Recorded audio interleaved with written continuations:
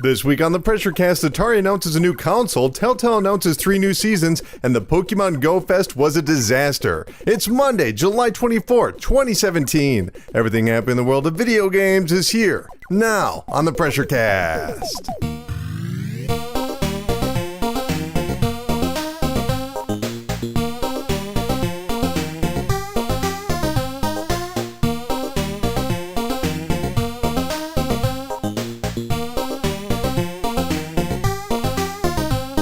Hey, Pressure Pals, welcome to the 191st episode of PRESSURECAST, VideoGamesAreDumb.com's weekly news panic that posts every single Monday on iTunes, Stitcher, YouTube, TuneIn Radio, Google Play Music, and a bunch of other podcasting services. If you want to contact the PRESSURECAST and have your question, comment, or concern read on air, it's easy. You can email, text, tweet, leave a message on Facebook, or leave a message on this YouTube video right here. All the links are available in the description below, so check them out.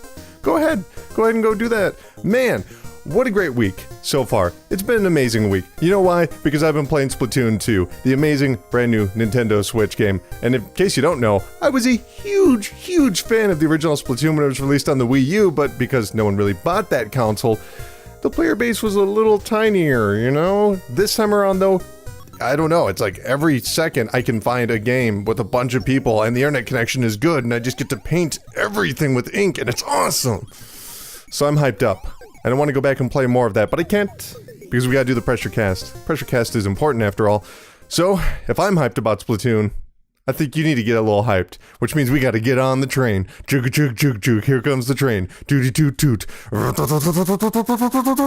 Boop, boop. That's right, it's time for the Hype Train. Feel the PR vibrations as we barrel towards Video Game Satisfaction Station on the Hype Train. This is the part of the show where we talk about those upcoming video games and events to get you hyped up to spend your money and become a video game guru. And we're going to be starting off this week's Hype Train by talking about Atari. Yes, really, Atari. Yes, that Atari. Last week, the company released images of their upcoming console, which is known as the Atari Box. I know, great name. Super creative. And while details are few, Atari has promised the system will feature, quote, modern internal specs, end quote, including an HDMI port, 4 USB ports, and an SD card reader. Now you might assume this would be similar to their flashback set of consoles, the ones that you would find at a Walmart or Target or Walgreens, you know, the cheapo consoles. But nope, the Atari Box will also be, quote, be delivering current gen gaming content, end quote. What exactly does that mean? No one really knows, because Atari has no official price, release date, or list of games. At the very least, these pictures confirm 2 separate appearances, one that resembles the classic Atari 2600 with a wood graving, and the other with a retro-futuristic look that's kind of like, I don't know, dark glass. Well, I mean, the Atari Box, that is certainly something, and I've been Googling around trying to find any sort of information on exactly what this thing is, and sadly, there's no details. Nothing. It's impossible to figure out exactly what the Atari Box is supposed to be beyond this press release, which is a bit strange considering there's no precedent for this. Atari hasn't made a new console since 1993 with the Jaguar, unless you count the Jaguar CD, which was released in 1995, but nobody does. So unlike Nintendo or Microsoft or Sony, we have a console announcement and we have no idea what to expect, because think about it, Atari doesn't have Mario, they don't have Halo, they don't have Uncharted, they don't have those go-to franchises where like, oh, the brand new Atari system, well, at least I know one game's going to be on there. No, not the case. So if I had to guess, which at this point is all I can really do, I'd say we're entering an Ouya or NVIDIA Shield-like scenario, just an Android-based console on mobile architecture. But I suppose I shouldn't diminish that because that's exactly what the Nintendo Switch is. That's a mobile architecture-based Android system.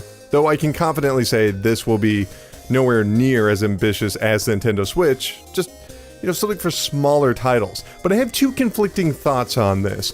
First of all, the Ouya obviously couldn't gain traction because it didn't have that many good games. But also, no one knew what an Ouya was. It's just a weird name. Now, on the other hand, everyone knows Atari. Atari, they are synonymous with video games. Even if you've never played an Atari console, you can still see the remnants of the Atari. You can go into any clothing shop and probably find a t-shirt with an Atari logo. But the one thing that makes me a bit hesitant about this. It's just pointing that out. The idea that you can just go out and buy an Atari t-shirt wherever you go. There's remnants of the Atari age, because Generation X, the people that grew up playing Atari, they've been catered to. They're in their mid-40s. They've had their nostalgia thrown back at them on a fairly regular basis, including those cheapo plug-and-play units. I think they've kind of got the nostalgia out of their system, if you know what I mean. So that audience might not be as happy about an Atari box, and younger generations just don't have experience with Atari as a whole. Well, whatever the Atari box is, I hope it's successful, just because I like the idea that Atari is making a brand new console. Even if the Atari of today has nothing to do with the Atari that made the 2600. In fact, the Atari today is not even an American company, they're French. They used to be Infogrames. Whatever. That's depressing. Let's move on. Toot toot. Speaking of plug-and-play units, last month AtGames announced 2 retro compilation systems for the Sega Genesis and the Atari 2600. Now, the company has confirmed, at least at this point, that both systems will be released this fall. No exact date, just fall. That's all we have to go on. And each are priced for $80, which is a significant $30 markup from the previous year's models. At least for the Sega Genesis. I think the Atari one was a bit cheaper. Maybe it was $40. Well, similar to the didn't want to say that. I almost said 2600. Similar to the 2016 versions, both will feature wireless controllers, a cartridge slot for real games, meaning that if you have any sort of Atari 2600 or Sega Genesis games lying around, you can pop them into the system, and a save and rewind feature. However, for the first time, the flashback units will support 720p through an HDMI port. When they arrive this fall, the Genesis will include 85 games, including classics like Phantasy Star 4, Sonic 2, Shinobi 3. We just talked about Shinobi 3 last week, and Strong History. That game has an interesting history. You should listen to last week's episode. It's towards the end of the episode. While the Atari system is going to include 120 titles, including Night Driver, Combat 2, and Yar's Revenge. And yes, I could have just said Combat, but I think it's interesting they have Combat 2. Nobody talks about Combat 2. Almost everybody has a copy of Combat. But that said, I don't know. I feel like we're going through the exact same cycle every single year. AtGames announces these retro compilations. People get really excited. They're all on Twitter like, oh man, Atari is back. Sega is back. You know, my childhood. Whatever. And then they get these really generous 3-star reviews on Amazon. And even with the HDMI output, I can't see that this breaks the streak. See, from what I understand, the Atari consoles are pretty great. I know some people that actually will take those Atari consoles, those Atari flashbacks, and modify them. I'm sure you remember Portables of Doom from the Midwest Gaming Classic episode. We were hanging out with those guys. Jason over there, he likes to take apart the 2600 and he likes to add some stuff to it. It's cool, you know, so I guess it's worth it from that end. But the Genesis consoles, which I'm more familiar with, they suck. They've always sucked. The controllers don't feel right. The emulation is bad, let alone if you try to play an actual cartridge. You know, if it's bad on the console as is, imagine putting in a cartridge and then just having the sound and the graphics just not being right. I'm talking about, especially for the sound here, I'm talking about a garbled up version of the left channel bass, and that's it. Like, that is the entire sound you're getting with garbled up sound effects. So buyer beware, but obviously they're selling if they keep making these. Toot toot. Let's take a break from retro consoles because, trust me, we'll be talking about retro consoles in just a moment. But we do want to talk more about Sega because this week Sega posted a new trailer for the upcoming Sonic Forces game.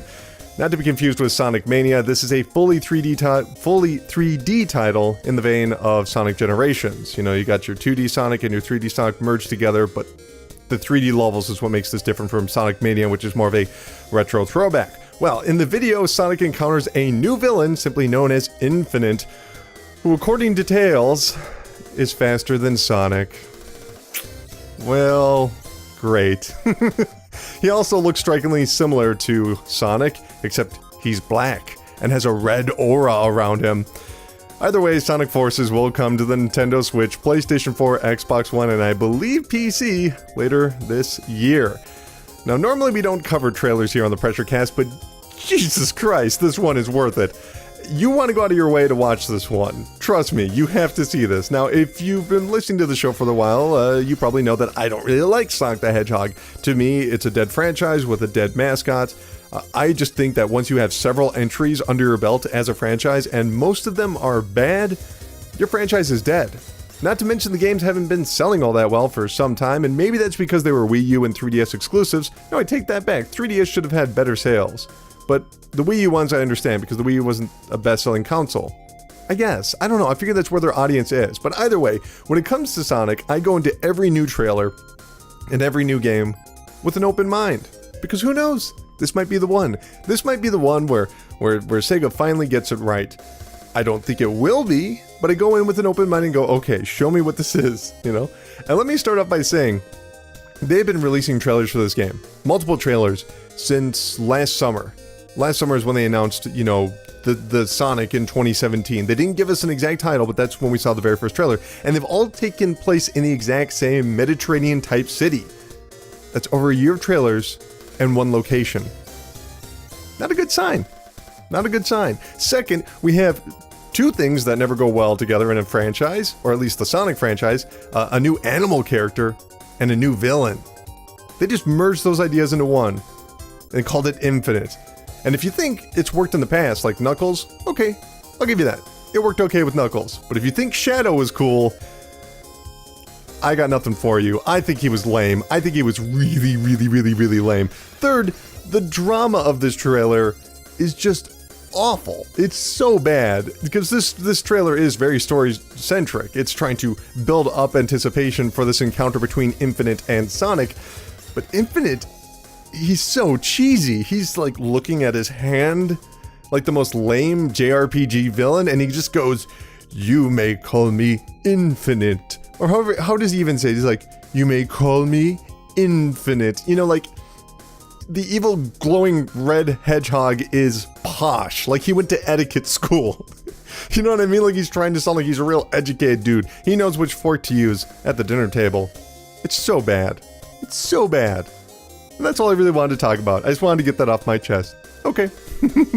Toot toot. Moving over to some good news, the critically acclaimed RPG Undertale has a release date for the PlayStation 4 and Vita. Both versions are going to be launching on August 15th for $15. And best of all, it's cross-buy, which means if you buy one version, you get the other one automatically. So you buy the Vita, you get the PlayStation 4. You buy the PlayStation 4, you get the Vita. Double check that though, because I've heard of certain scenarios where people will buy a Vita version of a game and they don't get the PS4 version. But I've never heard that, but if you buy a PS4 version, you don't get the Vita version. Just double check. Either way, that's the entire story, and the reason I put it in here is because if you're listening to this, well, there's two options. Either you've heard of Undertale but you haven't played it, or you've already played Undertale and you know how great it is. But if you have not played Undertale, please buy this game on August 15th. If you have a PC, you can already play it. Go get it.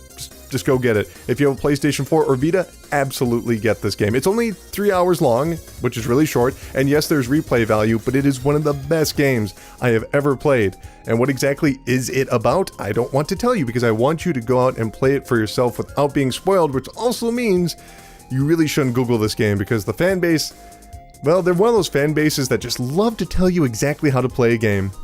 Oh, you want to play this game you've never played before? Well, let me help you. Here's exactly everything you should do in the story.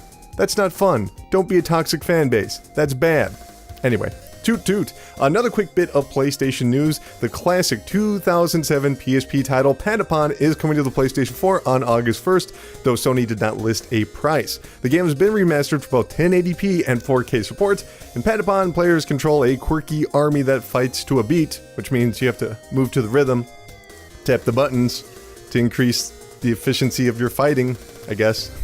Panda Pond is a dope game, alright? It's an awesome game, and if you've never played it before, you should really check it out. But to be honest with you, I'm a bit disappointed it's only the first game, because there was Panda Pond 1, 2, and 3, and they've only been on the PSP. I guess they're also on the Vita, and I guess technically they're on the Vita TV, but you can't play them on your PlayStation 3 and you can't play them on your PlayStation 4, so this is like a big deal that Panda Pond is finally showing up, and I kind of wish they would bunch the entire thing together, especially because the games are not especially wrong? The games are not especially long. The games are also not wrong. I'll say that.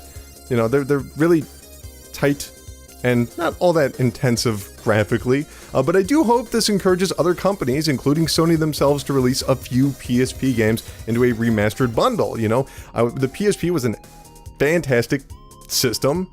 Almost everything on it was a cult classic because no one really played most of the games on there, because the PSP had a troubled history where it was very easy to crack, so people just bought it to crack it and throw on Super Mario Brothers.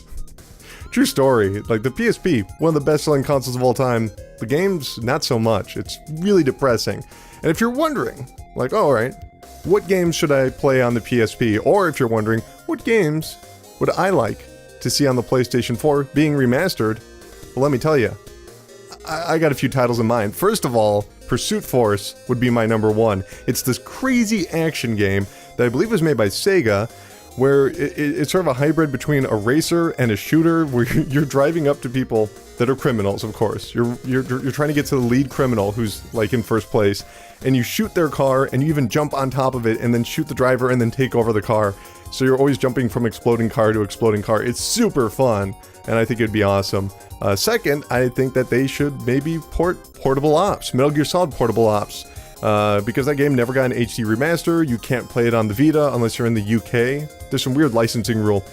And it's this Metal Gear game that you can't play anywhere else. And it's not even that good of a Metal Gear game, I want to make that very clear. And I think it's even been written out of canon by Kojima because he just didn't like how it turned out. But there's enough here that makes it worth it because it's a bit of history. And it does have a lot of that Kojima quirk. I'm not going to say it's amazing, but it's pretty cool. And it basically did set up Peace Walker, which set up the final Metal Gear game. Well, final Kojima Metal Gear game. I'm sure Konami has something to say about that. And lastly, I would recommend, I'm never sure how to pronounce this game, Joan d'Arc? It's a really good RPG. It's a turn-based JRPG that's based off of the life of Joan of Arc. But it's not called Joan of Arc, it's called like Joan d'Arc. The game is totally bonkers, and it's also made by Level 5, the people that made Ni no Kuni and Yokai Watch. So there's a pedigree right there, and it's an awesome game, and it was published by Sony, just like Panda Pond.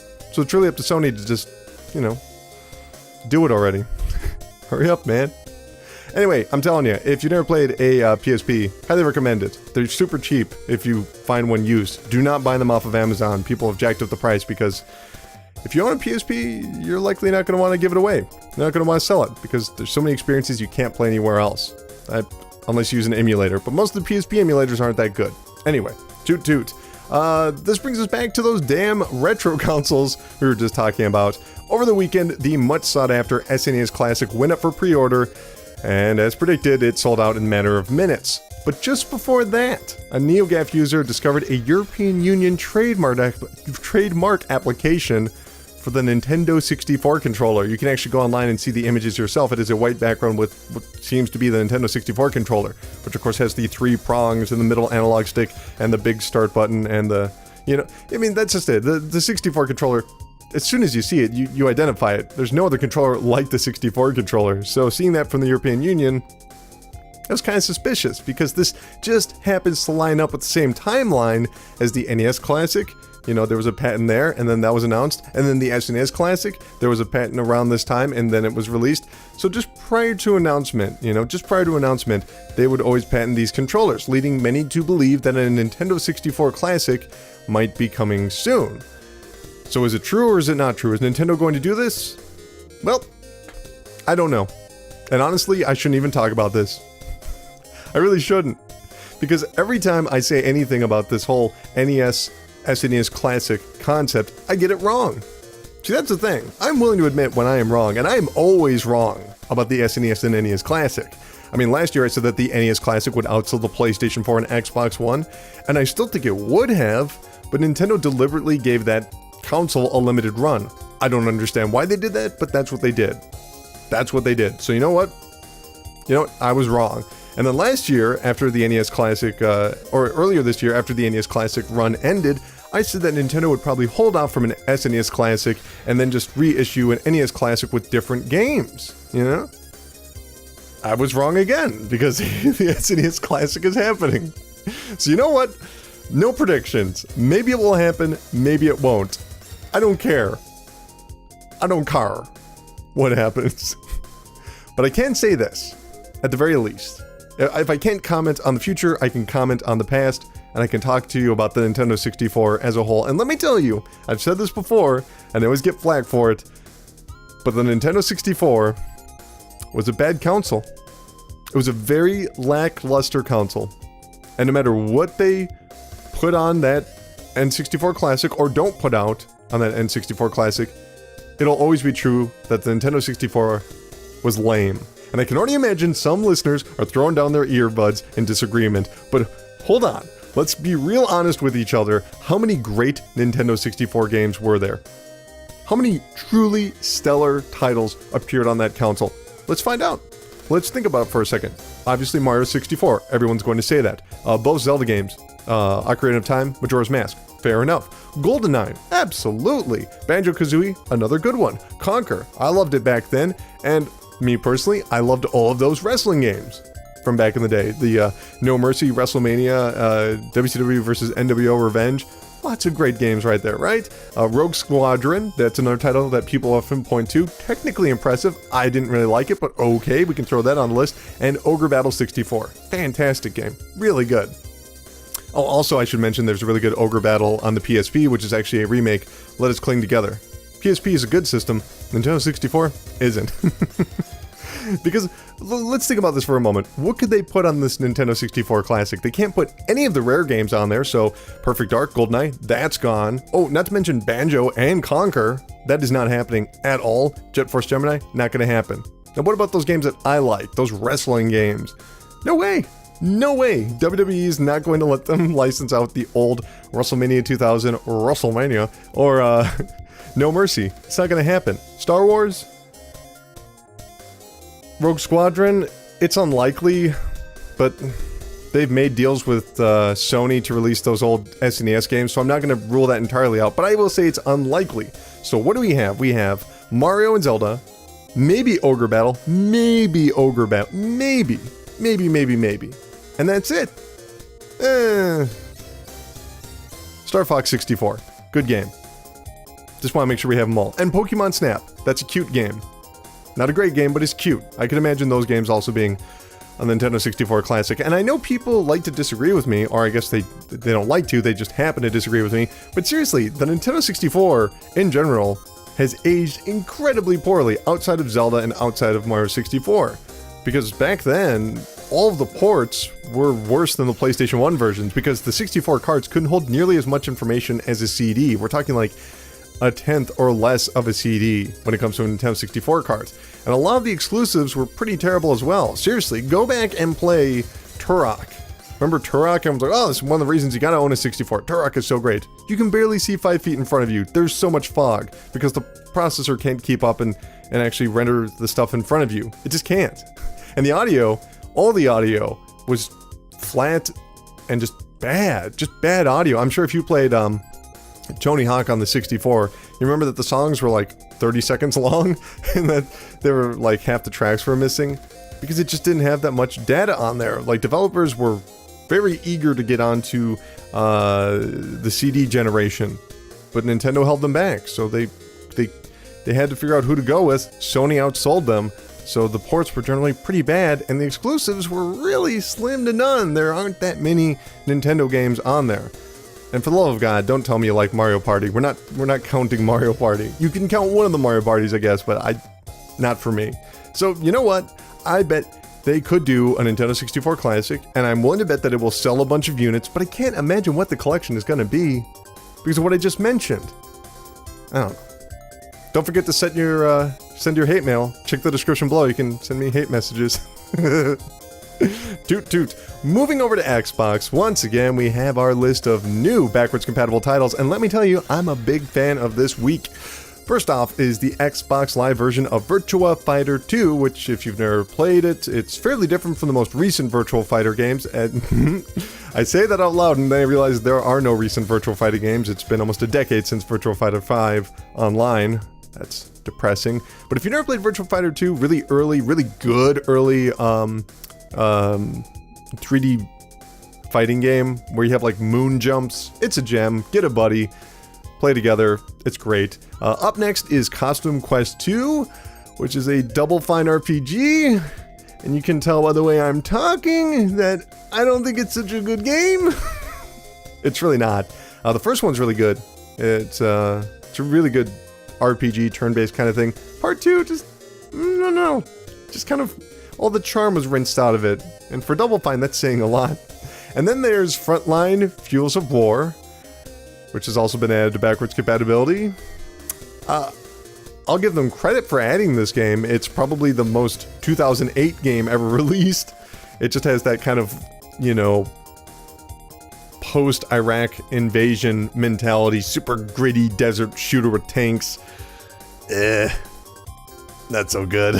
But the final game is the one I'm most excited for, Quantum Conundrum. Long story short, in case you've never heard of Quantum Conundrum, this was a game directed and designed by Kim Swift, who was the co-creator of Portal, and she actually quit Valve to make this game because she thought Portal 2 was just too similar to the first Portal, and she always believed that the fun of Portal was learning the game, not solving the game, learning the game, and I think she was right, you know, because you go to Portal 2, I don't think it's nearly as good as the first one, even though it's much longer. And that's not to say that this game doesn't share some similarities to Portal. In fact, Quantum Conundrum is a first-person puzzle-based game.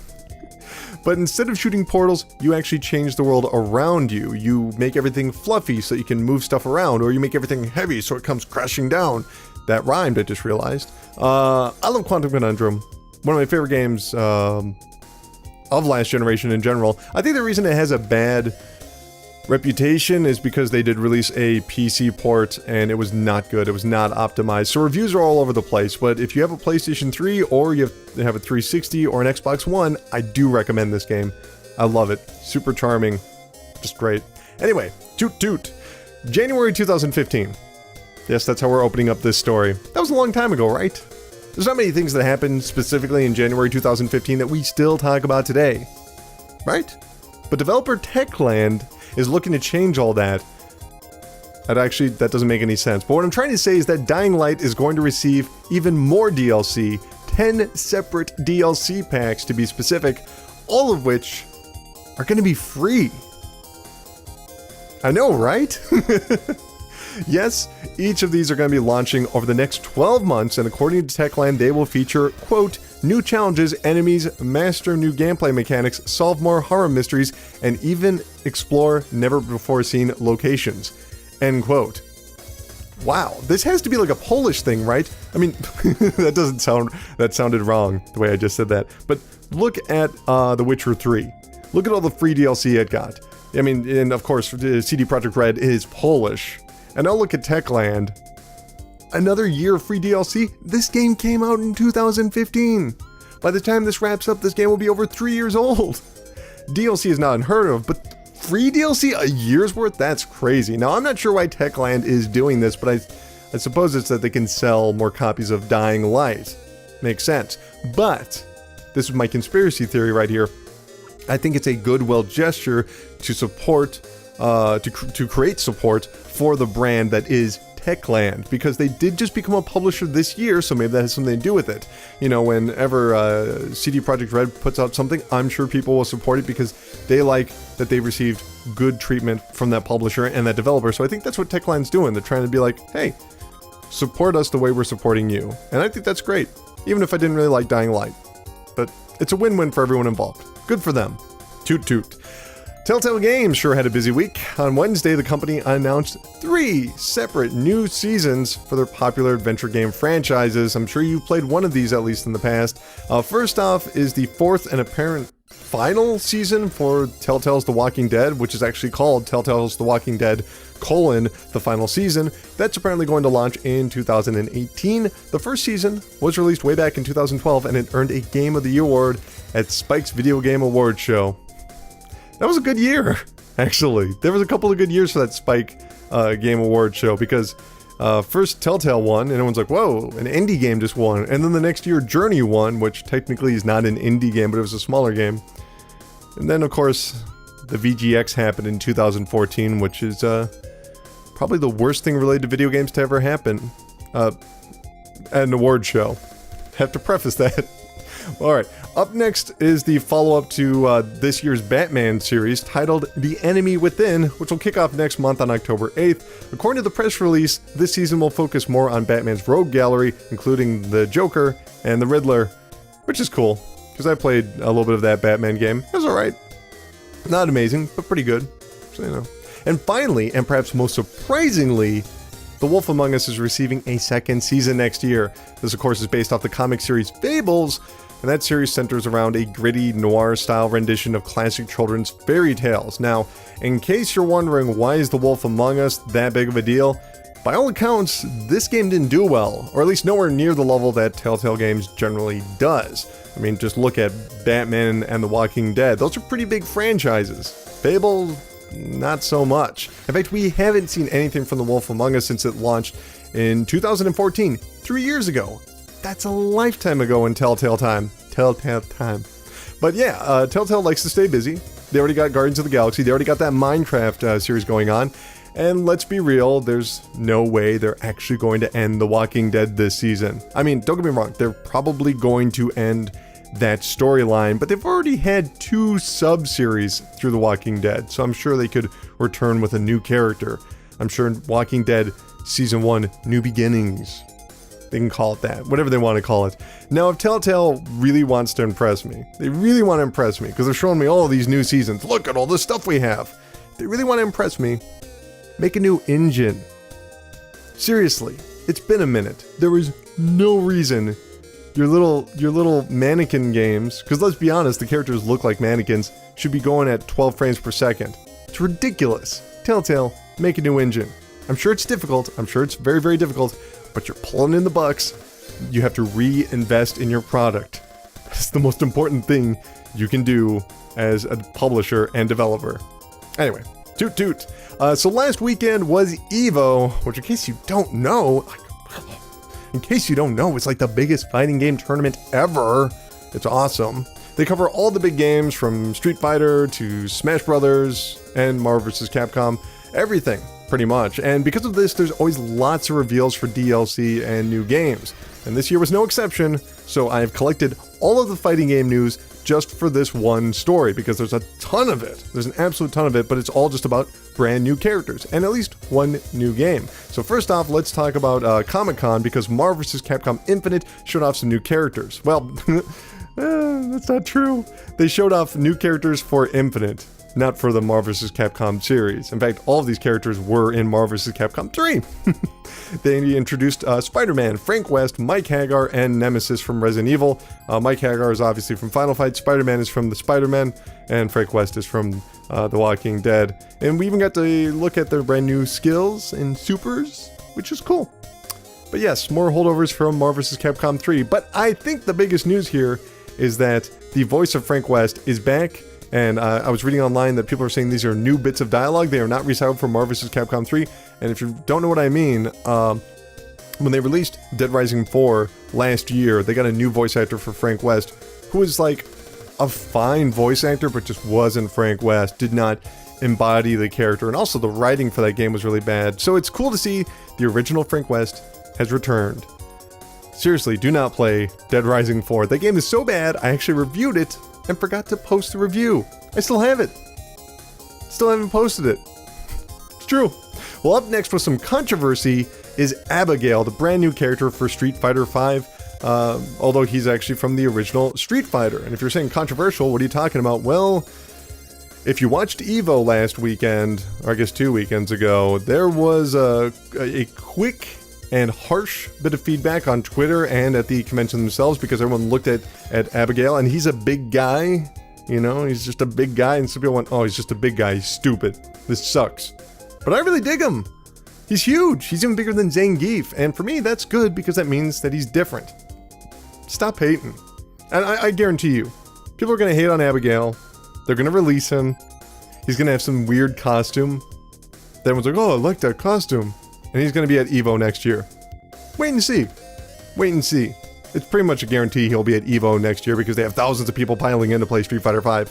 Now we have a character that everyone can get behind. Developer Akira is currently working on a brand new fighting game, which doesn't have a title just yet, although some people are calling it Fighting EX Layer, though they haven't officially called it that.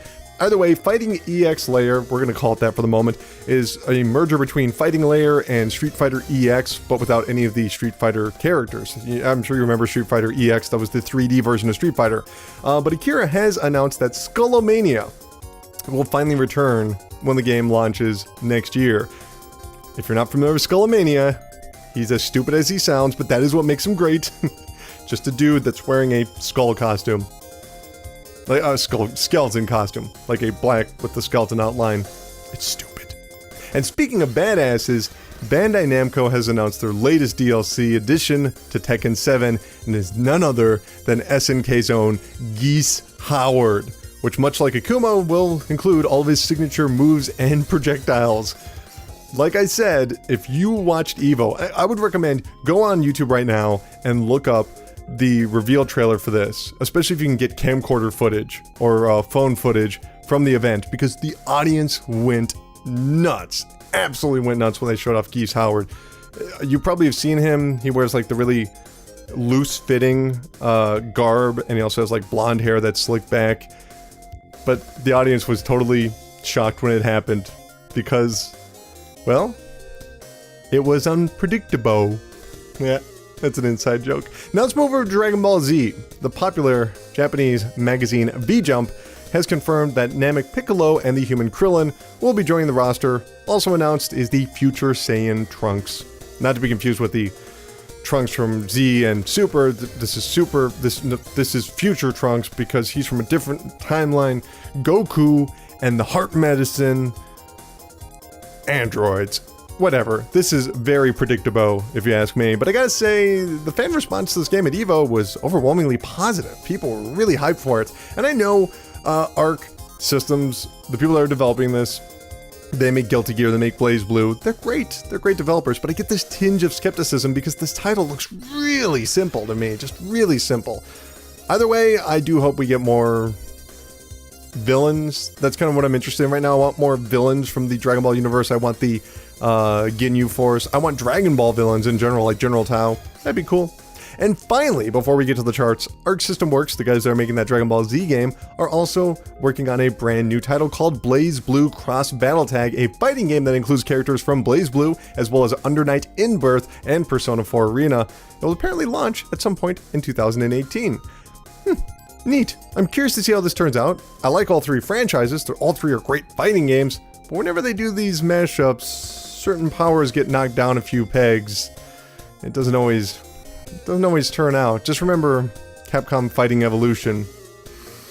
What a mess. Anyway, here are the games that are going to be coming out this week. On Tuesday, Fate Estelle the Umbro Star will be out on the Nintendo Switch, PlayStation 4, and PC. That's a JRPG I played back on the PlayStation 3.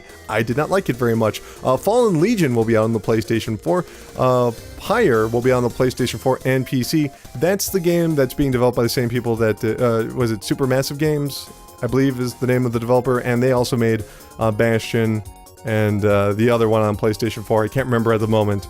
Whatever, it was like a 2014 release. Infinite Minigolf will be on the PlayStation 4, Xbox One, Switch, and PC. Fable Fortunes is coming out on the Xbox One and PC, so there you go, you got a brand new Fable game. It's a card game, but it's a Fable game. Fallen Legion will be on the PlayStation Vita. Oh wait, I already said that. I guess Fallen Legion's on the PlayStation 4 and the Vita. Pressure Overdrive will be on the PlayStation 4 and Xbox One. I like the name of that game. Good name. Aven Colony will be on the PlayStation 4, Xbox One, and PC. Citadel Forged with Fire will be on the Xbox One and PC, and that game's gonna be on fire!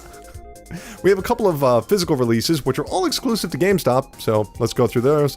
Constructor will be on the PlayStation 4 and Xbox One. If you want to buy that, you have to go to GameStop, as will Yonder, the Cloudcatcher Chronicles, which apparently is getting great reviews on Steam.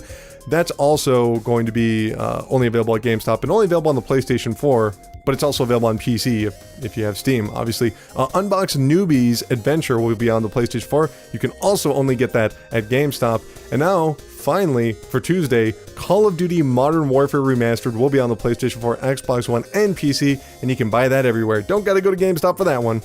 On Wednesday, Dr. Korvac's Obliteration game will be on the PC. I turned to a Christopher Walken there.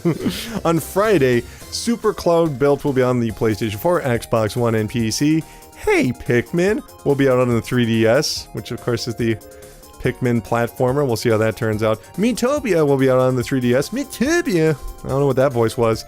And finally, the new Nintendo 2DS XL will be out this Friday, which of course is the brand new and perhaps last rendition of the 3DS. It looks to be pretty good and it's getting positive reviews. So if you haven't bought a 3DS yet and you absolutely don't want 3D, I'm just saying the 3D on the 3DS is pretty good though. But if you don't want 3D, perhaps this will be the perfect handheld for you. You 3D hater. Boop, boop. That's going to do it for the Hype Train. Well, thank you very much, Hype Train. That was a fantastic Hype Train, wasn't it, everybody? Thank you, Hype Train. Thank you very much. Anyway, we need to step outside. Ooh, I know a place. It's always warm with the glow of cold hard cash. I'm committing to it because I started with it. That's right, it's time for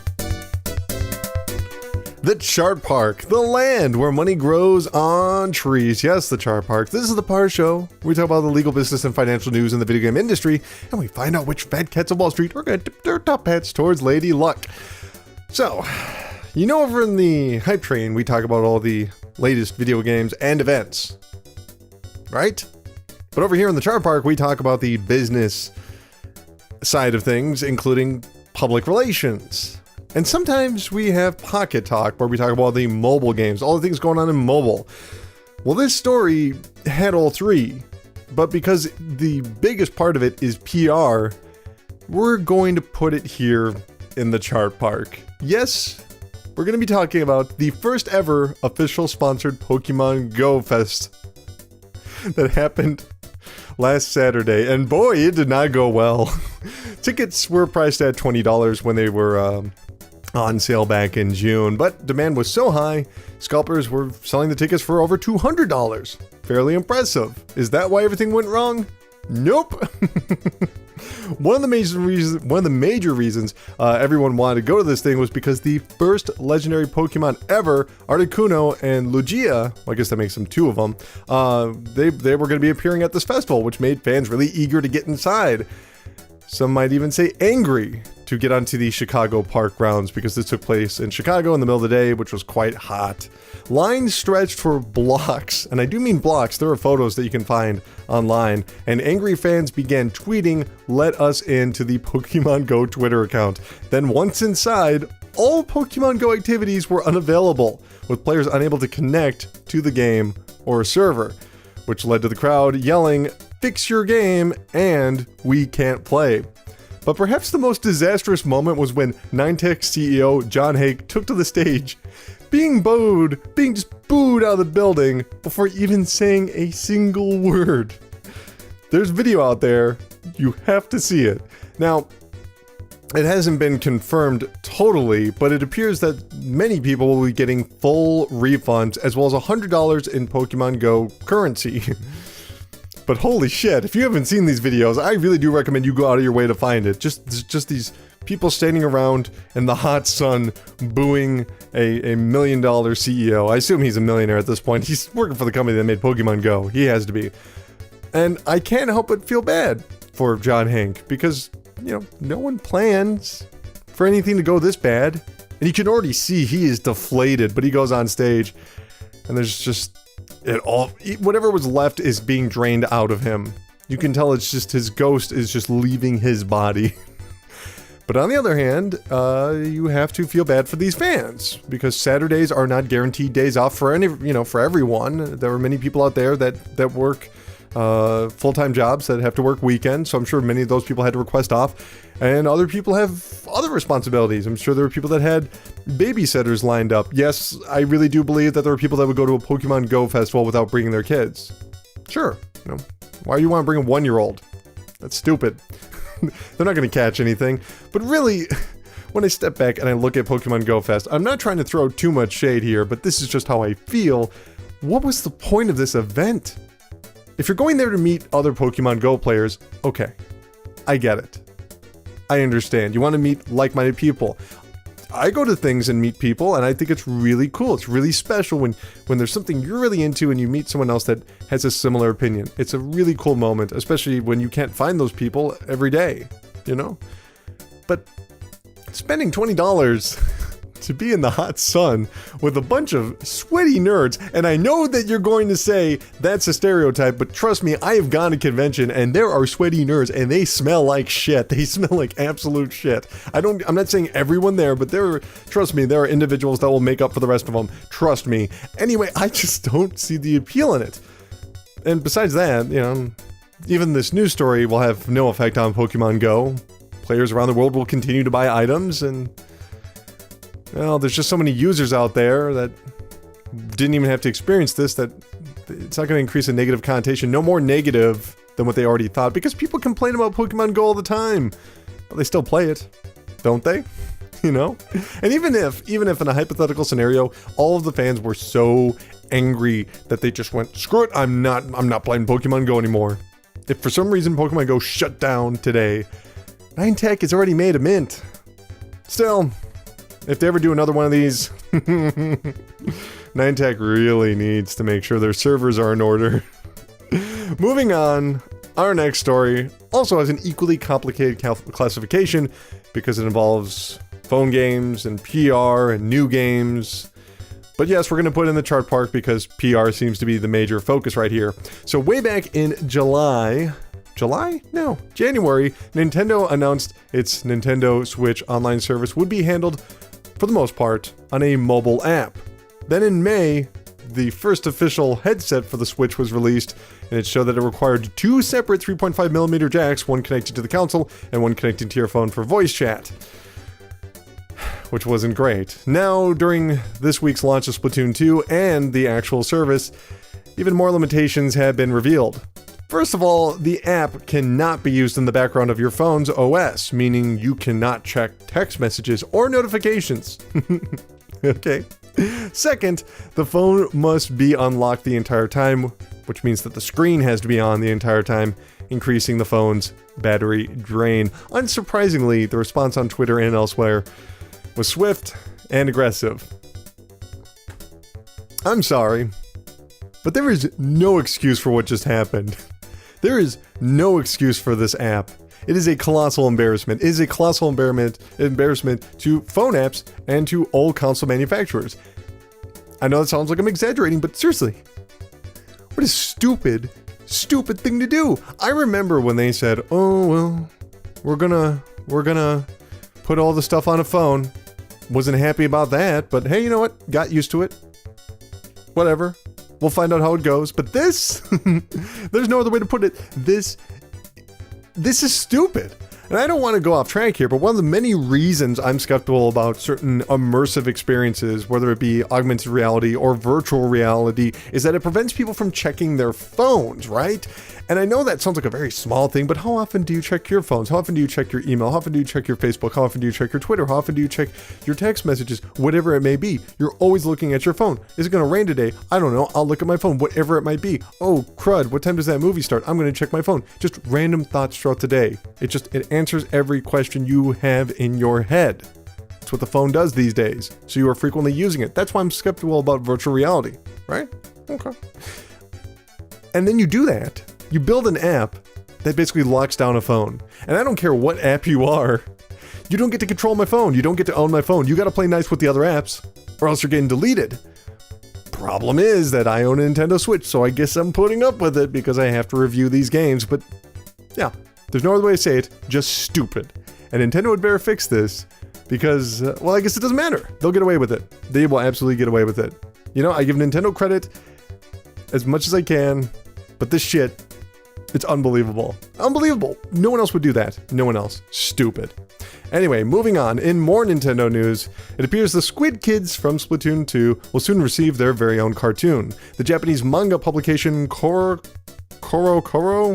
I'm sure you anime fans are more familiar with it. Well, they revealed all of the news on their official YouTube channel, which says that the series is going to air on YouTube. Kind of a big deal, if you think about it.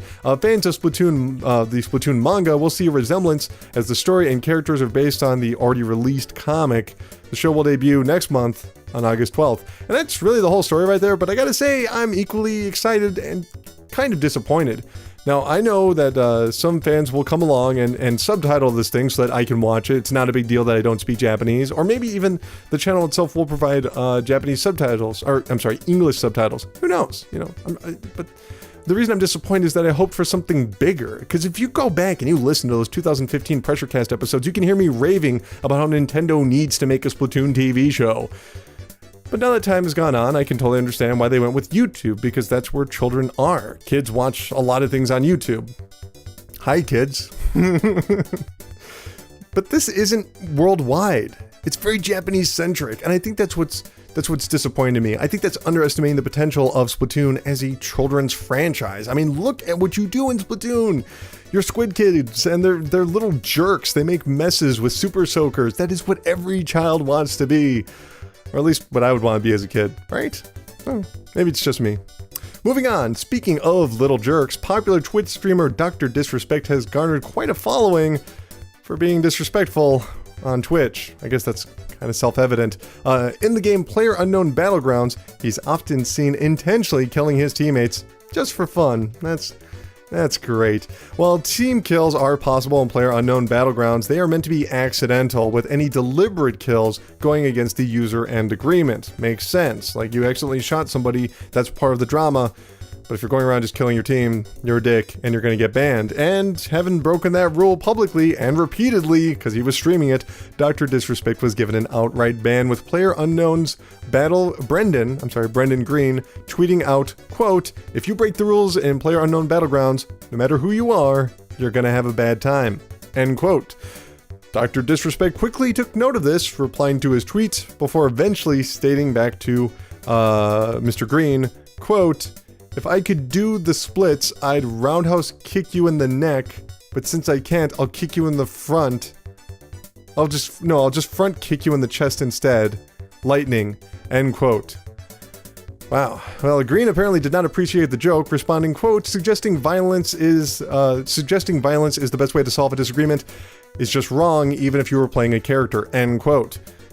Even PewDiePie got involved somehow and said, "Shocked and appalled that DrDisrespect decided to use violence as a threat. He must have played one too many of those violent video games." First off, fuck off, PewDiePie. I know I'm coming in hot here. I swear to God, though, PewDiePie, like, if you ever wanted to know what were the opinions of video games circa 2004, just go to PewDiePie. This guy does not have an original fucking thought in his head. And just going off of that, oh, see, I'm making a joke about how violent video games, blah, blah, blah, blah, blah, blah. Even the Supreme Court protected video games' First Amendment back in 2011, PewDiePie. Is that what you're referencing? And I know he's not American, but he always makes American references. Fuck PewDiePie. Let's get back to the point. Second, I've got to agree with Green here. It's one thing to joke around with your friends, it's another to hint at real violence towards a complete stranger, even if you're joking. And yeah, it sucks that we can't have that sort of relationship with everyone in the world, but people are crazy. And these types of jokes create a culture that endorses violence as a response to disagreements. These jokes eventually erode the general empathy people have towards one another. As stupid as that is, and as sad as that is the case. And, you know, it's not the same as writing a script or doing stand-up comedy, I guess, depending on the scenario. But especially when you're on Twitter, speaking to someone, that's establishing tolerable behavior, especially if you have a following of viewers. So yeah, fuck DrDisrespect and fuck him for killing his teammates. Dweeb. Next story. I like that one. Ubisoft has released its fiscal report detailing the results for the first quarter of 2017, and the French publisher and developer is off to an incredible start. March's Ghost Recon Wildlands is the best-selling game in 2017 so far in North America, Europe, and Japan, and yes, that includes retail and digital sales. For the quarter ending June 30th, overall sales saw an increase of 45.2% when compared to the same period in 2016, with 202.1 million euros. That's a lot of money. I didn't do the whole translating it into dollars. I don't know why. I should have. I don't know how much 202 euros is right now. 94.3% of overall sales came from Ubisoft's backlog of games released before April 1st, 2017, which is fairly impressive when you consider that Wildlands is the best-selling game so far in the year, and it's not factored into, you know, that would only be at most 5.7%. Not bad. 80.4% of all sales came from digital sources, which is crazy, which includes DLC, of course, and digital games. That's up 5.1% from 2016. 44% of all sales came from the PlayStation 4, with 26% on PC, and finally 22% on the Xbox One. Where did the other 8% come from? I don't know. I assume Nintendo and mobile, but I couldn't find anything. I hate to say it again, but this is why we always cover any news about the Vivendi hostile takeover of Ubisoft, because Ubisoft, however you feel about them, they are a powerhouse in the industry, and they've already got the best-selling game of the year. That's really important.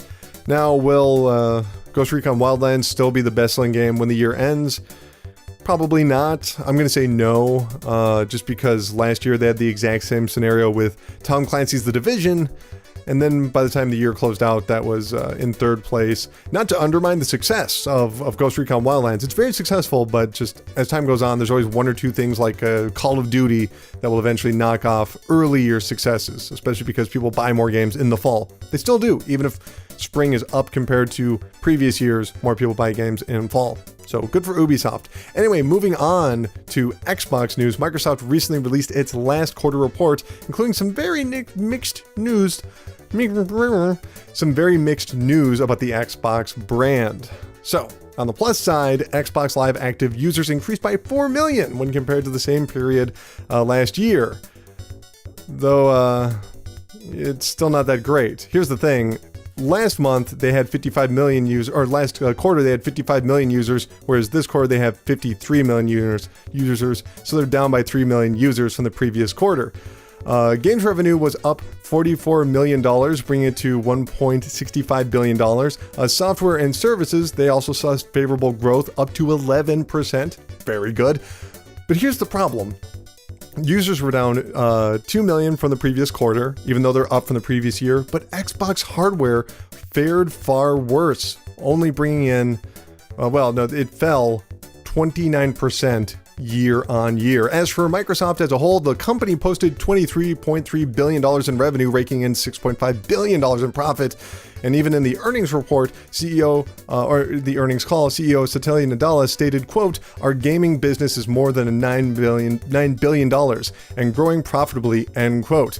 So, I know it seems like I'm being kind of a jerk to ignore all of that growth and highlighting the negatives, but seriously, down 29% on hardware, that's over 25%. That's over a quarter. That is not good. And there's two ways to look at this. Either a sizable amount of owners or would-be owners are holding off on buying an Xbox One until the Xbox One X.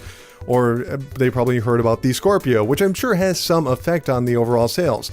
Or maybe the Switch is becoming the second go-to home console. People that already own a PlayStation 4, they go out and they get a Switch. Or I've seen some people that own a PC, they would also get an Xbox One. Maybe they're going over to the PlayStation 4, or maybe they're going over to the Switch.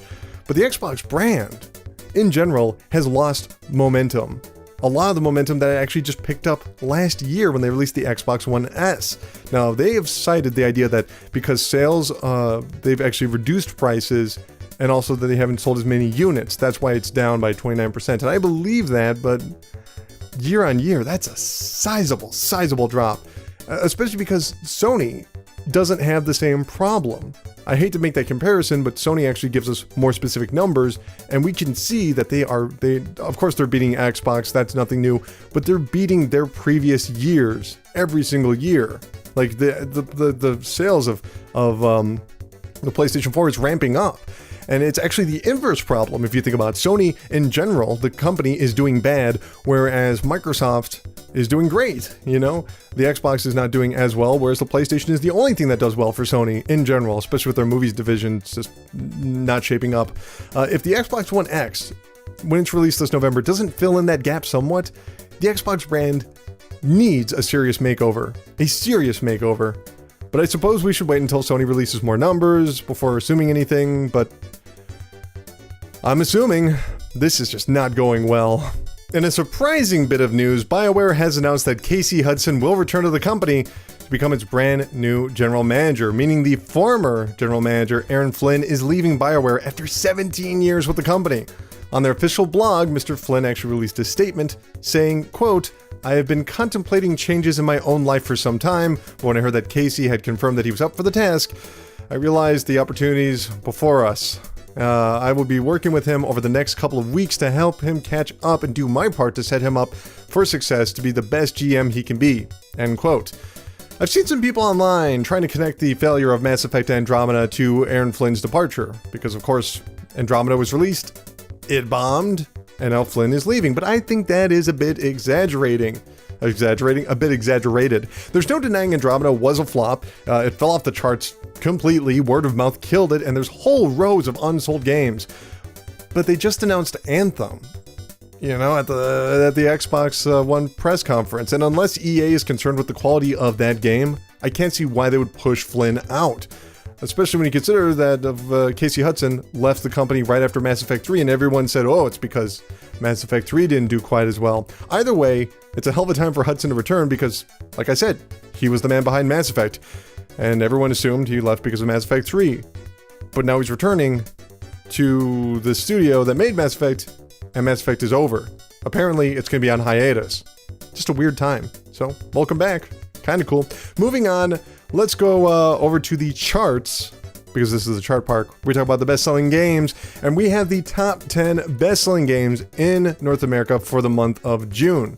But before we get to that, it's worth noting that the PlayStation 4 was once again the best-selling console of the month. So, let's get into the top 10. Number 10 was Horizon Zero Dawn, followed by NBA 2K17 at number 9, Overwatch was number 8, Mario Kart 8 was number 7, and that does not include digital sales because Nintendo did not release that information.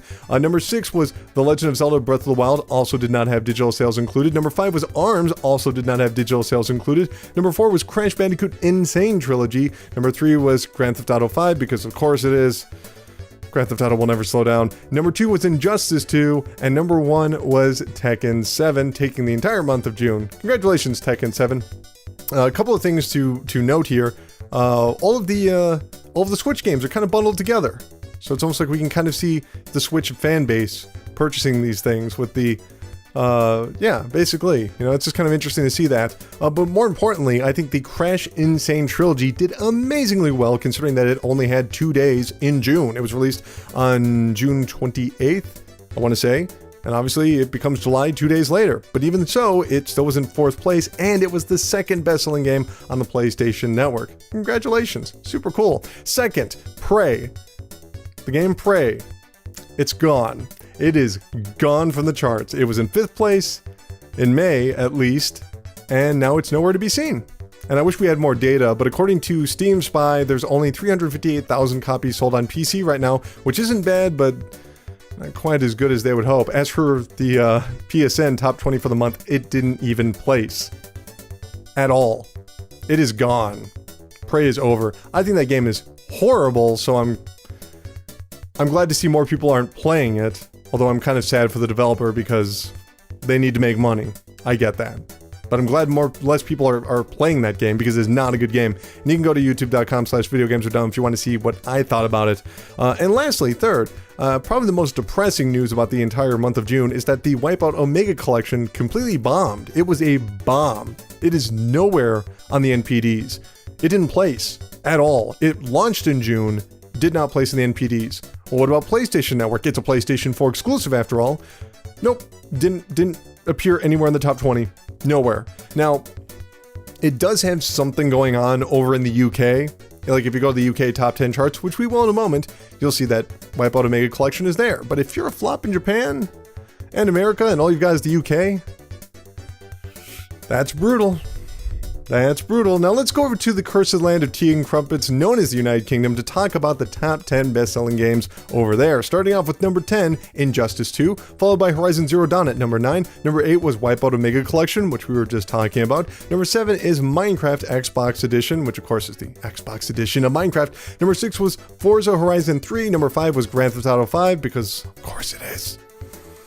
Grand Theft Auto will never leave the charts. Number 4 was Overwatch. Number 3 was Crash Bandicoot Insane Trilogy. Number 2 was Call of Duty Infinite Warfare. And number 1 was Final Fantasy XII The Zodiac Age, which of course is the re-release of Final Fantasy XII on the PlayStation 4. That's an exclusive game, so it being at number 1 says a lot about the PlayStation, I guess. Now let's go to the cursed land of bullet trains known as Japan to find out one of the 10 best-selling games over there for the week. Starting off with Pokemon Sun and Moon was number 10 on the 3DS. Super Bomberman R on the Nintendo Switch was number 9. That's just surprising to me that people are still buying that Bomberman game. Number 8 was The Legend of Zelda Breath of the Wild. Number 7 was ARMS, because popular game over there. Number 6 was 100% Pascal Sensei Kanpi-kai Point Bombers on the 3DS. That is a long title. Number 5 was Mario Kart 8 Deluxe on the Nintendo Switch. Number 4 was Ever Oasis on the 3DS. Number 3 was Gundam Versus on the PlayStation 4. Number 2 was Hey Pikmin on the 3DS, which of course is its debut week, I want to say. Yeah. And number 1 was Final Fantasy XII The Zodiac Age. Now, I can't tell if Final Fantasy coming in first place over in Japan and the UK is because sales are soft overall because it's summertime and JRPG fans are hardcore and they'll buy a game whenever it comes out, or if there really was that much pent-up demand for Final Fantasy 12, which is a great game and really underrated, but I always thought it was, people didn't really like that one. So good to see that people are out there buying it. Do I think it'll stay in first place? Probably not. Maybe Japan. No, it won't be in first place in Japan, and I don't think it'll be first place in the UK. I think Splatoon 2 is going to take it over in Japan.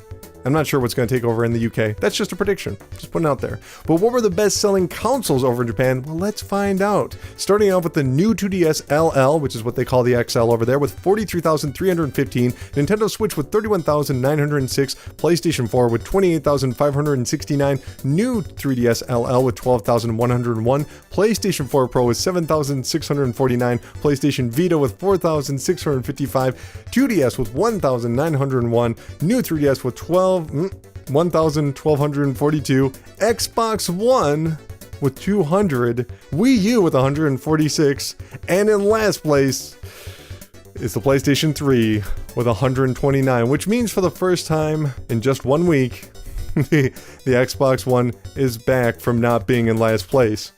Things are kind of changing up. Maybe it's because Wii U and PlayStation 3 sales are falling, but come on. Give Microsoft some credit whenever they can get it. They don't often get off last place over in Japan, so good on them. Let's hope this is their hot streak. Let's hope this is the time that they finally break through. But that's gonna have to do it for the Chart Park, the land where money grows on trees.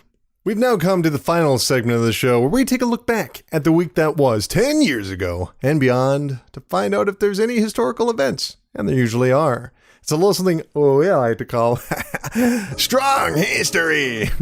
11 years ago, this week on the PSP, Tekken Dark Resurrection was released. Now, remember how I said the PSP was an amazing system? Well, this is one of the reasons. It was, a port of a fighting game, and, it was good. Now, it's one thing to port a console game to a portable, but it's another to port it with 60 frames per second, beautiful graphics, and over 30 characters. And that's what Tekken did. Not to mention, most 2D fighters don't do that. Let alone 3D fighters, let alone in portable form. So yes, that was an awesome game on the PSP. 13 years ago, on the PlayStation 2, we'll try this again. Bujin Gai, The Forsaken City. I don't know. So here's a game that I always forget. Bunjin Gai was a fairly standard 3D hack and slash with tiny stages and tiny objectives, and if you ask me, it was a poor man's Devil May Cry, but for whatever reason, it got a slew of glowing recommendations as the years have gone on. People are kind of looking back and fondly remembering it. Even the producer of the game once said, as long as the energy of the fans remains, Bunjin Gai 2 will see the light of day. For sure.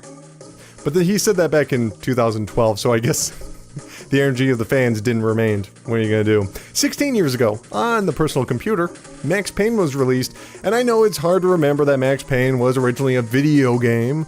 Ever since Mark Wahlberg made that amazing film, everyone just forgets that it actually was a video game at one point. It's kind of like how people forget that Road to Perdition was a graphic novel, but what are you going to do? But in many ways, Max Payne was the first third-person shooter to feel right.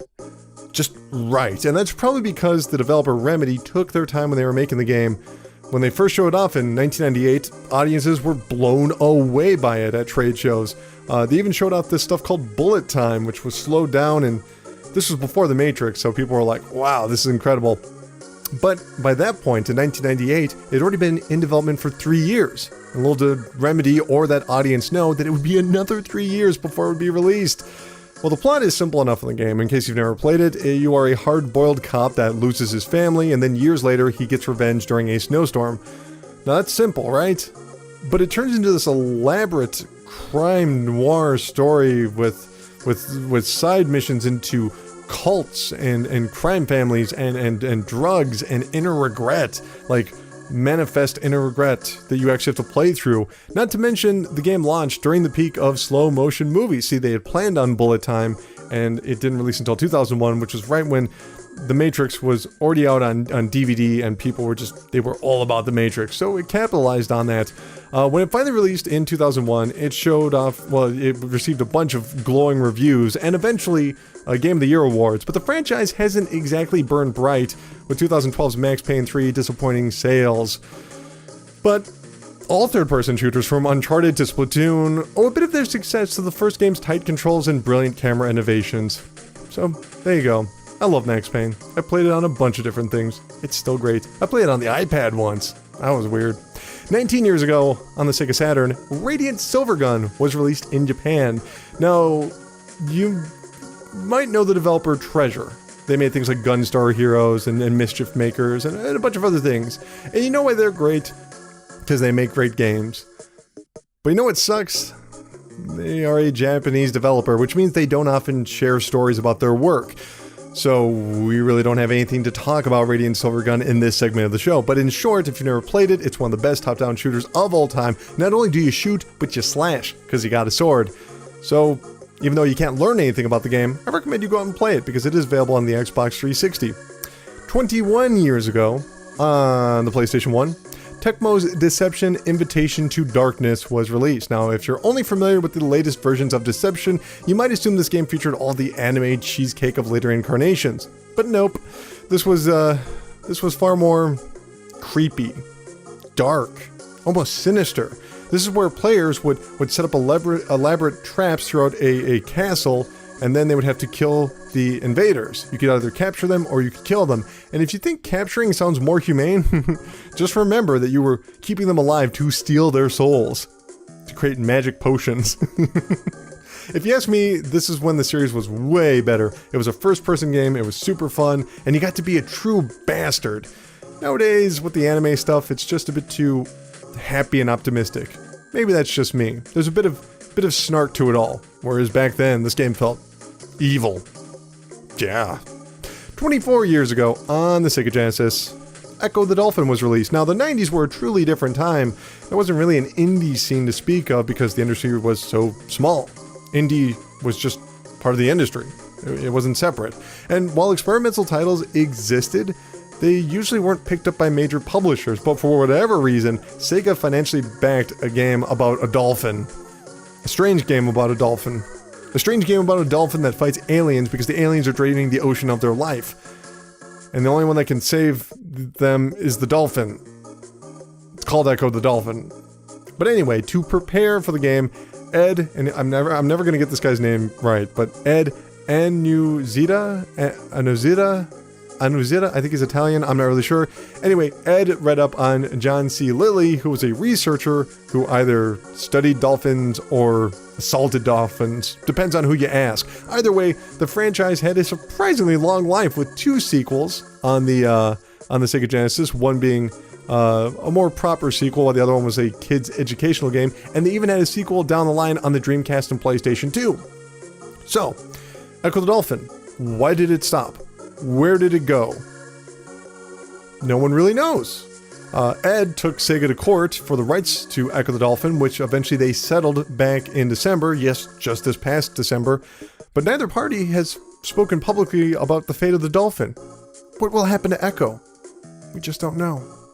And finally, 28 years ago, on the Famicom in Japan, Mother was released. Now, Mother, you might not be familiar with it, but it's called Earthbound Beginnings over here in America. And we could talk a lot about this game. We could talk about how they had an American port for the NES that was canceled at the last second, and how it got leaked online, eventually released on the Wii U, but we're not going to. That's basically all you need to know about that. What we need to talk about is Shigesato Itoi. He's the creator of this game, and he's a pretty far out dude. He's done pretty much everything. He became famous as a copywriter for print ads in Japan. Yes, really, over in Japan, if you're just very good at something, you become successful and famous for some reason. And he rode that wave of brand new success into multiple different professions. He regularly appeared on the cooking show Iron Chef. He voiced the dad in the acclaimed anime movie My Neighbor Totoro, which is crazy, right? And he even became an author, a very popular author in Japan. But in America, he's best known for being the creator of the Mother franchise, or as it's known elsewhere, Earthbound, which all started when Itoi met with Shigeru Miyamoto, the creator of Mario and Zelda, you know, obviously basically the cornerstone of modern Nintendo. And Itoi explained to Miyamoto the concept of a modern-day RPG. I've almost said JRPG, but they're in Japan. They're not going to call it a Japanese game. So he wanted to make an RPG, but in modern times. And he had a few ideas rolling around in his head. And Miyamoto, he liked the idea. Or maybe he was just humoring Itoi, because he immediately explained how complicated it is to make a video game. Oh, you got this idea for a video game? That's cute. That's cute. But making games is hard. It's hard. Well, nice to meet you, you little copywriter, you celebrity. Goodbye. Miyamoto apparently was kind of a jerk. Well, Itoi was dejected, and apparently on the ride home, he cried. He couldn't hold back the tears. He was crying on the way home because, you know, despite achieving so much success, he got to be an actor, and he got to be a very famous copywriter, and he got to be on television, and people cared about what he said. He wanted this more than anything else. He felt a deep and personal connection to this idea, and he didn't know if he could pull it off. Frankly, he even says as much, but to leave it without trying, without actually trying to make this game concept, for him that was unacceptable. So he went home and prepared another proposal. Yes, another one, and returned more prepared and spoke to Miyamoto once again, even openly stating that he didn't know how far this was going to go. He just wanted to see if they could assemble a team and begin work, and he wasn't sure if there was going to be a brick wall or when the brick wall was going to hit. Well, Miyamoto agreed, and he brought over this gigantic collection of paper, which was a printed out version of a text adventure game, just to show him how many words there are in a game. He wanted to test Itoi. He didn't want this to become another celebrity game like Takashi's Challenge, which, if you're not familiar with that, go look up that, one of the worst games of all time, and basically just cashing in on a celebrity, and Nintendo published it. That was on them. So if Itoi was serious, he'd have to look at this and just accept what was going on. He also would have to essentially work 2 full-time jobs, which in Japanese culture is insane because the hours that people work in Japan just way different. Way different than they do here. But Itoi, he really believed in it, and he agreed, and he pushed forward. And the result is one of the most important JRPGs of all time. It was a JRPG that wasn't afraid to crack jokes or show realistic relationships in between crazy bits of humor. And, you know, most other games, there were wizards, there were dragons. But Mother told a much smaller and a more personal story with a personal sense of humor. And while the game isn't fondly remembered, the first one at least, as fondly remembered as its sequel, well, it's even more remarkable for existing when it did. So, Sagesito Itoi, I probably just mispronounced your name. Itoi, I'm sorry, but good on you. Thank you for making Mother, because kind of like the Velvet Underground, this is a game that not everybody played, but everybody that did went on to become a developer. So that's going to do it for Strong History. Good show. Good show, don't you think? Don't you think? If you do, you can email and stuff like that. Let me know. Send me a message. But first of all, we're going to have to close up the show. Remember, if you do want to contact the PRESSURECAST, like I was just talking about, you can email pressurecast@gmail.com. You can text or call 954-947-7377. Leave a comment below on this YouTube video. You can leave a comment on facebook.com/VGAdumb, or you can even tweet at VGAdumb. If you didn't catch any of that, it's really simple. It's in the description below. Check it out. Let me know what you think, and I'll talk about it next week. What's going to be going on for me? I just put up a video for Sword Art versus Excel World on the PlayStation 4. Nope, flip that around. It was Excel World versus Sword Art Online on the PlayStation 4. Check out that, no, it's not a review, it's an impression video. You can find that at youtube.com/videogamesardumb. A bunch of other stuff. Go check it out. I'm going to be having a video for Splatoon 2 up later this week, and I'm really excited to talk about that game. Obviously, I love it, but I want to tell you why I love it. And I also want to talk about the things that I don't like quite as much. That's right, I'm such a good critic, I can tell you about the things I don't like. About the things that I like. That's called being a jaded bastard. Just sad. Just sad. Anyway, I've had fun. I hope you've had fun. Strong History, always one of my favorite segments. Echo the Dolphin. Is he alive? Is he dead? We don't know. But regardless, that dolphin, one day, will breathe his final air bubble. because everything ends, except for the Pressure Cast, because the Pressure Cast is forever. See you guys.